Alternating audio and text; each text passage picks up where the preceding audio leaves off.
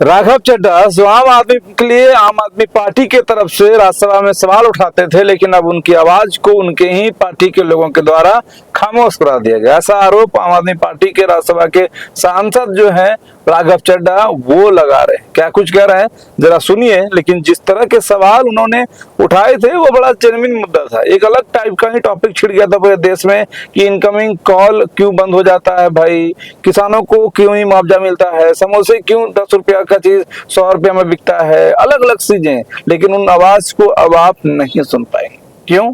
सुनिए जरा। मुझे जब जब पार्लियामेंट में बोलने का मौका मिलता है मैं जनता के मुद्दे उठाता हूं और शायद ऐसे टॉपिक्स उठाता हूं जिसे आम तौर पर संसद में नहीं उठाया जाता है। लेकिन क्या जनता के मुद्दे उठाना, पब्लिक इश्यूज पे बात करना कोई अपराध है? क्या मैंने कोई गुनाह कर दिया, कोई गलती कर दी? Have I done something wrong? ये सवाल आज मैं इसलिए पूछ रहा हूं क्योंकि आम आदमी पार्टी ने राज्यसभा सेक्रेटेरिएट को ये कहा है कि राघव चड्ढा के पार्लियामेंट में बोलने पर रोक लगा दी जाए।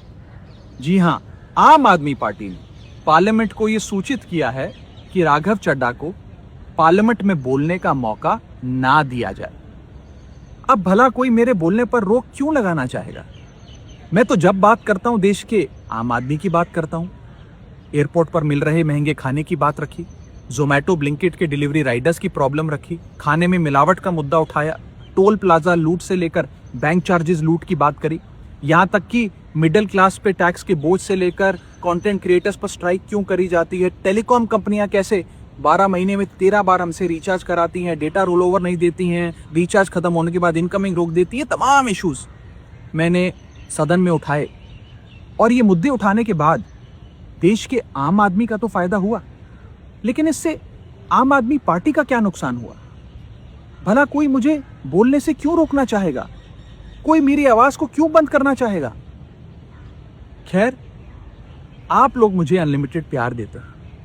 मैं जब जब आपके मुद्दे उठाता हूं, आप मुझे सपोर्ट करते हैं, मुझे शाबाशी देते हैं, मेरा हौसला बढ़ाते हैं।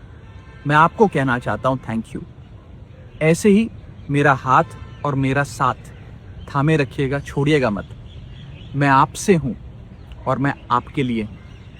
और जिन लोगों ने आज पार्लियामेंट में मेरे बोलने का अधिकार मुझसे छीन लिया, मुझे खामोश कर दिया, मैं उन्हें भी कुछ कहना चाहता हूं।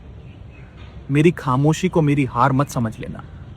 मेरी खामोशी को मेरी हार मत समझ लेना। मैं वो दरिया हूं जो वक्त आने पर सैलाब बनता है। जय हिंद।